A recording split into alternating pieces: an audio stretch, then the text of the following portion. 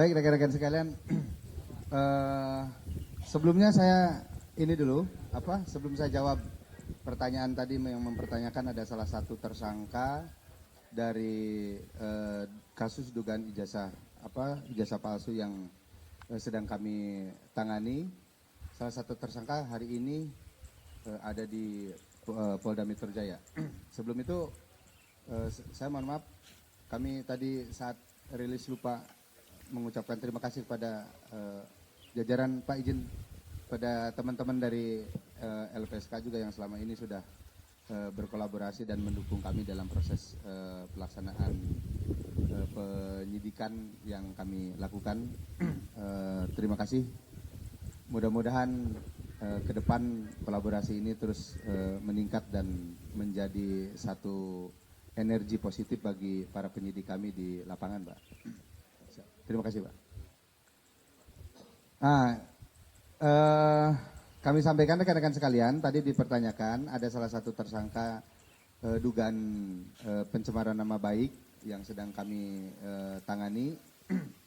Memang betul, salah satu tersangka RHS bersama dengan pengacaranya, dengan lawyernya, hari ini datang ke kami mempertanyakan perkembangan surat yang pernah diajukan oleh yang bersangkutan. Jadi yang beberapa hari yang lalu atau seminggu yang lalu yang bersangkutan saudara RHS ini bersama dengan pengacaranya menyampaikan permohonan fasilitasi restoratif justice kepada penyidik.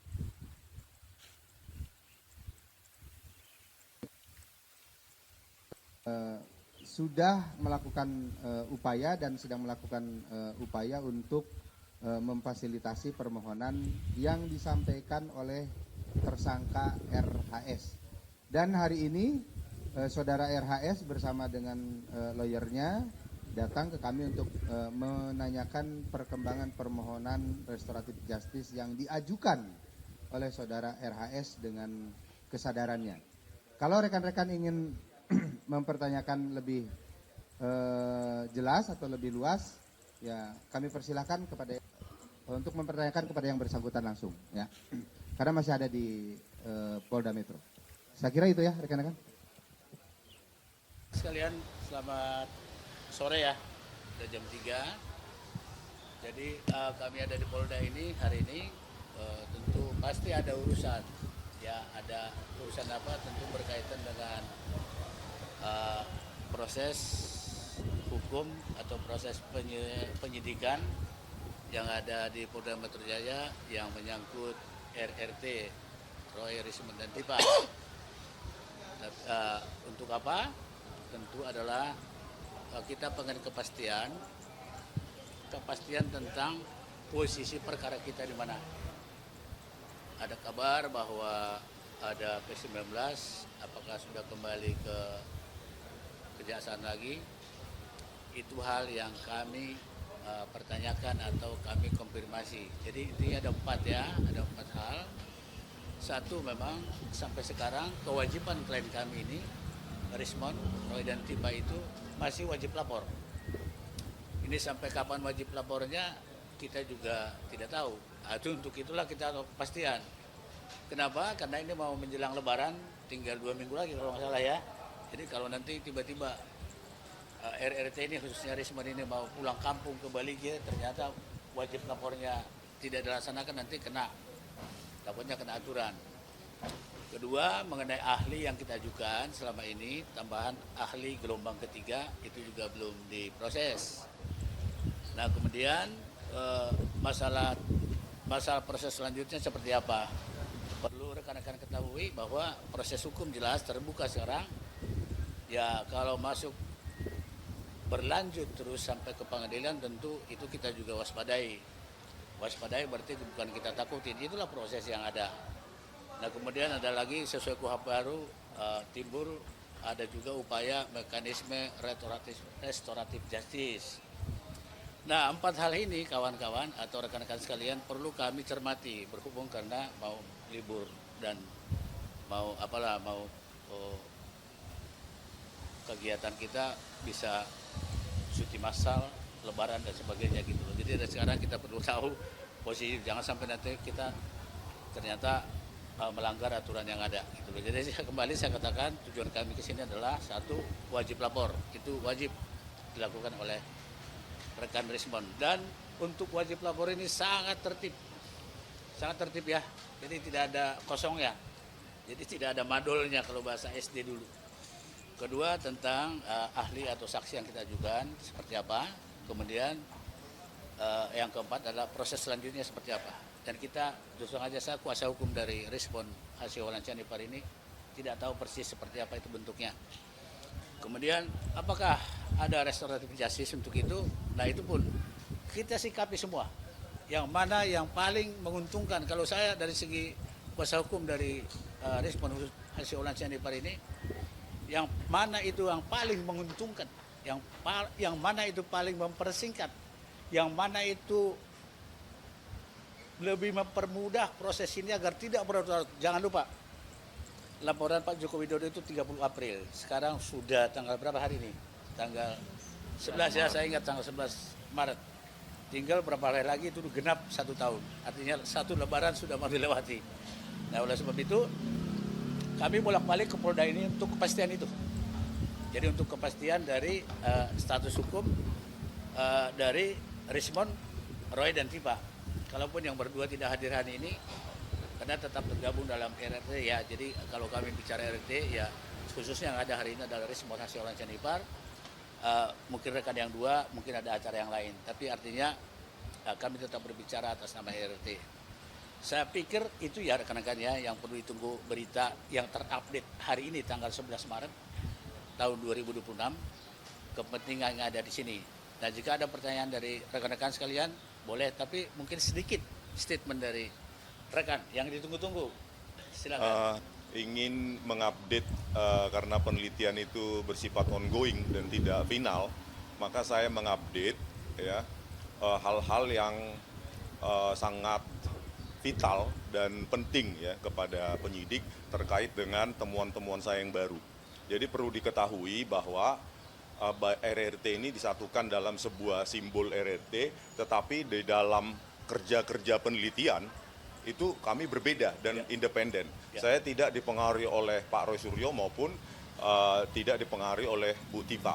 Oleh karena itu temuan-temuan baru saya terkait dengan 3 variabel, yaitu dalam pengolahan citra digital, translasi, rotasi maupun pencahayaan, itu ada temuan-temuan baru. Nah itu saya ungkapkan kepada penyidik gitu ya. Nanti proses ke depannya bagaimana, tetapi sebagai peneliti kita harus berdasarkan bukan suka atau tidak suka, benci atau tidak benci, berteman atau tidak berteman, tetapi berdasarkan temuan-temuan kita yang bisa dipertanggungjawabkan secara ilmiah. Dan temuan-temuan itu bersifat ongoing. Nah, saya sampaikan temuan akhir saya kepada penyidik. Nah, apapun pertimbangan penyidik terkait temuan saya itu, nanti ya biarkan proses lebih lanjut begitu. Jadi oleh karena itu, ya temuan-temuan saya itu akan saya pertanggungjawabkan di depan publik. Dan sekali lagi, ini bukan masalah suka atau tidak suka, benci atau tidak benci. Ini adalah tentang kerja ilmiah. Dan seorang peneliti atau pekerja ilmiah itu harus berdasarkan temuannya, bukan karena karena saya tidak suka sama situ gitu. Jadi karena sifatnya yang ongoing dan terus berkelanjutan, maka saya laporkan kepada penyidik, inilah temuan saya. Itu. Nah, temuan saya bisa jadi berkebalikan dengan simpulan-simpulan yang saya sebut dalam Jokowi's White Paper, gitu, Bang. Ya nanti akan saya sampaikan kepada penyidik, tetapi kan yang paling penting saya sampaikan dulu bahwa kerja ilmiah saya dengan metodologi yang sama yang saya tuliskan di dalam Jokowi's White Paper itu, tetapi dengan memasukkan variabel tadi itu, 3 variabel tadi itu, translasi, rotasi, dan pencahayaan, ternyata menghasilkan hasil yang berbeda.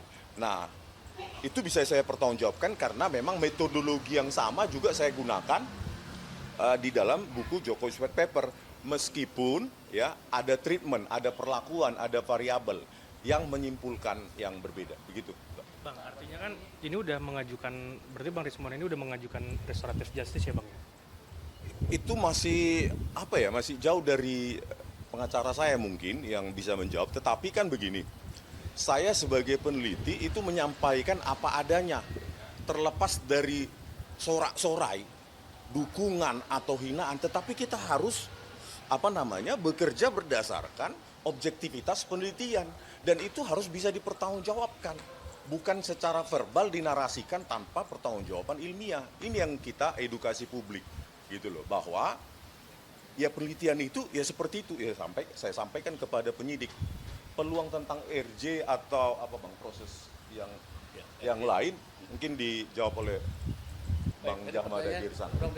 Karena tadi kan Polda Metro Jaya juga sudah menyampaikan bahwa salah satu tersangka yaitu Bang Rismon mengajukan restoratif justice. Nah, itu apakah? Ya, jadi saya mau klarifikasi ya. Tadi saya katakan di KUHP baru kita khususnya, kalau ada pertanyaannya langsung to the point ke mekanisme restoratif justice itu terbuka. Tapi selain itu juga secara on track hukum P19 kemudian kembali dan selanjutnya pelimpahan ke persidangan juga terbuka. Nah untuk itulah kami terus melakukan katakanlah mendapatkan informasi yang terupdate dengan penyidik Polda Metro Jaya yang sangat bersahabat dengan kami. Ya kalau kami tidak diterima juga datang ke sini kan percuma. Anda oleh sebab itu menjawab pertanyaan Anda adalah itu terbuka. Itu terbuka. Masalah prosesnya nanti tentu ada di KUHP. Ya ada pertama tentu pengajuan surat dari dalam hal ini Rismon dalam posisi tersangka saat ini ya.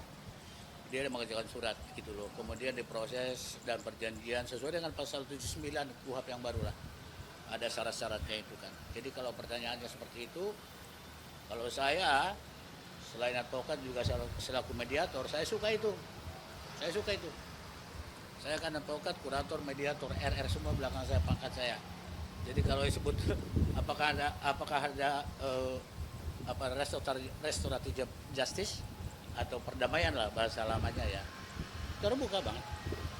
Jadi 4 poin tadi terbuka. Ya 2 lah ya maksudnya ya. Proses lanjut ke pengadilan terbuka juga. Proses restoratif justice terbuka juga. Menurut saya posisinya sekarang benar 50-50. Untuk itulah kami perlu lagi mendapat informasi dari penyidik. Tentu penyidik yang paling tahu. Ya penyidik dalam hal ini sesuai KUHP baru juga harus aktif. Nggak boleh lagi seperti KUHP lama. Begitu kita bicara perdamaian atau restoratif justice, biasanya kalau KUHP lama itu biasanya mereka kami nggak mau tahu gitu loh. Kalau KUHP yang baru, kawan-kawan itu sangat menganut dan sangat diwarnai oleh adanya restoratif justice. Untuk itu kami pengen tahu kemana arahnya. Jadi sesuai dengan penjelasan dari klien kami Rismon Syarifar, penelitiannya juga dinamis ya. Jadi perkembangannya terus ada terus, tidak kaku karena penelitian itu tidak kaku. Sama dengan hukum juga positif. Jadi kalau ada perkembangan baru, mari yang mana yang terbaik. Statement saya yang mana yang terbaik itu yang kita pilih. Kita nggak mau menyusahkan citizen, kita nggak mau menyusahkan siapapun masyarakat, pencinta kita, pendukung kita selama ini. Pendukung atau tidak pendukung, kita tidak mau susahkan. Kita mau sederhanakan aja. Begitu saya selaku advokat, ya selaku mediator, selaku pendamai lah gitu. Saya sambut jika ada hal seperti itu. Kalau Anda tahu lebih jelas juga tentang itu, boleh Anda tanya saya gitu loh. Apakah gimana gitu loh. Kita terbuka, sangat terbuka. Kami sangat terbuka.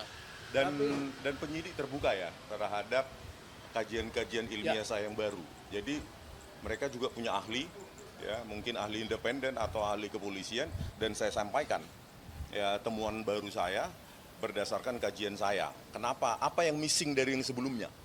Gitu. Apa yang missing? Jadi kita harus tadi itu jangan hanya karena kita disoraki, didukung, tetapi kita buta terhadap objektivitas penelitian. Nah di situ saya merasa lega. Ya, merasa lega bahwa saya menyampaikan apa yang menurut saya berbasis objektivitas penelitian, begitu. Ya, Bang. Ada lagi? Itu aja ya. Terima kasih. Cukup ya? Oke. Makasih ya rekan-rekan yang mendukung.